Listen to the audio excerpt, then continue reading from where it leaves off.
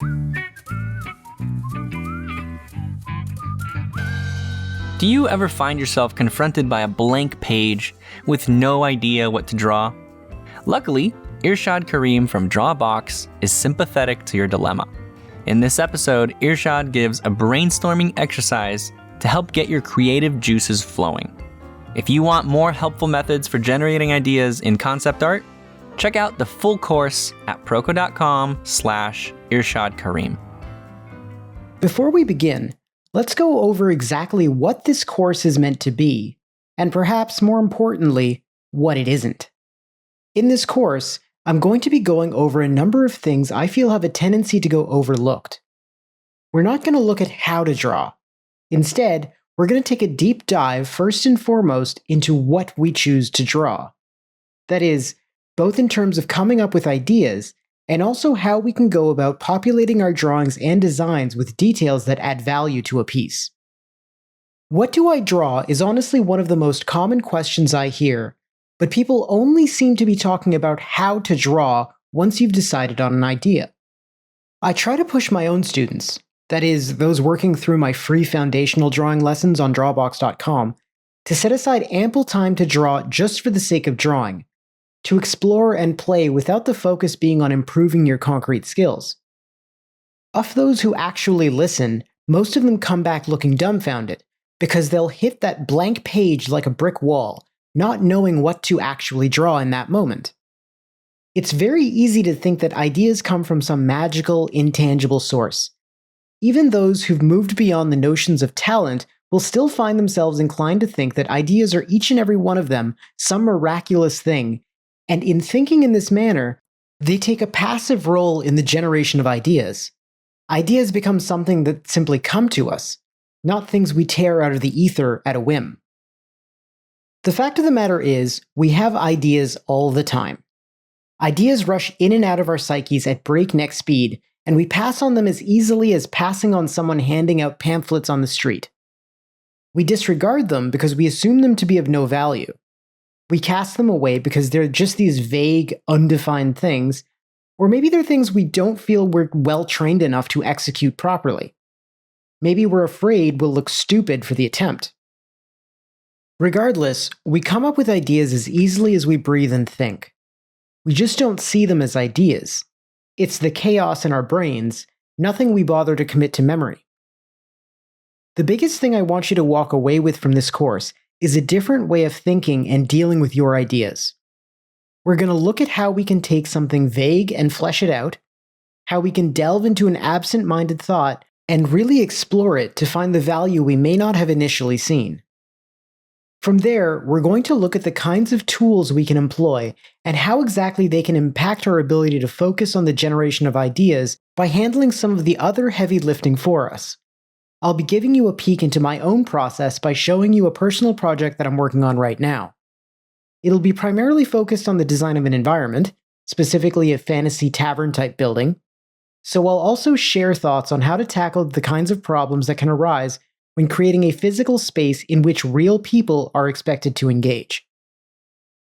If you are completely confident in your ability to generate ideas, to explore them, and break them down into problems for you to solve through design, and to think about how one can best communicate those solutions to others, then this course may not be what you're looking for.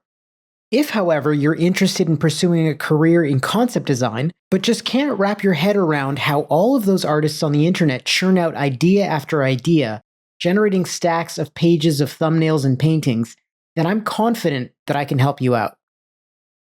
So we've talked about the kinds of things a designer might learn over the course of their education and their career. But I'm definitely not saying you need to learn how everything in the world works before you become a designer. These are things you'll pick up continuously.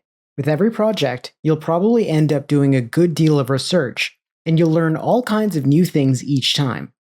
Over the years, you'll retain more and more of this information, and will be able to leverage it in new and interesting ways.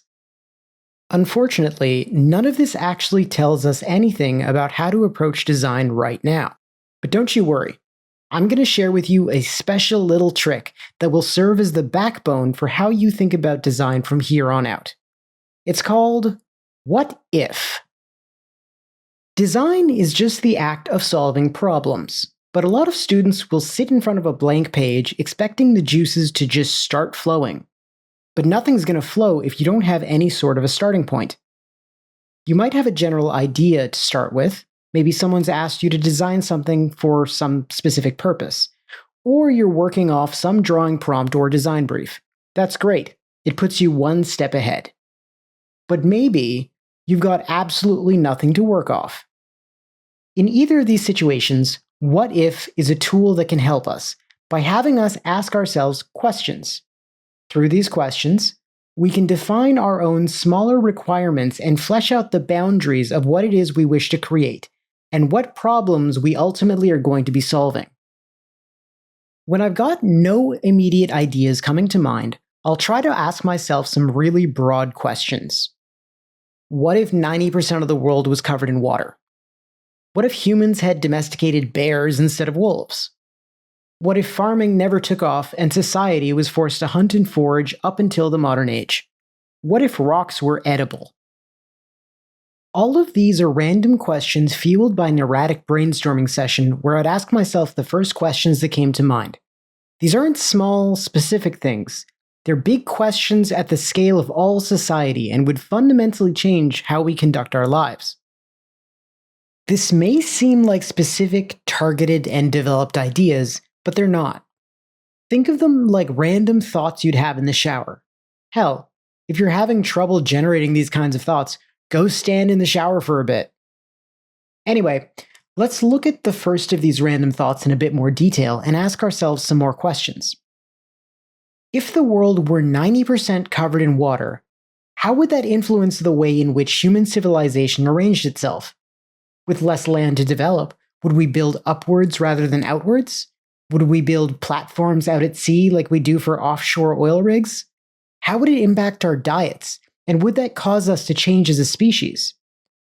What about transportation? If we ended up using water the way we use roads and highways, how would that influence the construction of boats? As you start to peel back the layers in this seemingly arbitrary question, you find yet more questions.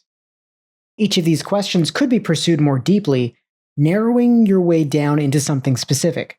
For example, if in such a world humans got around via swimming as much as we use walking and running today, how would backpacks be different?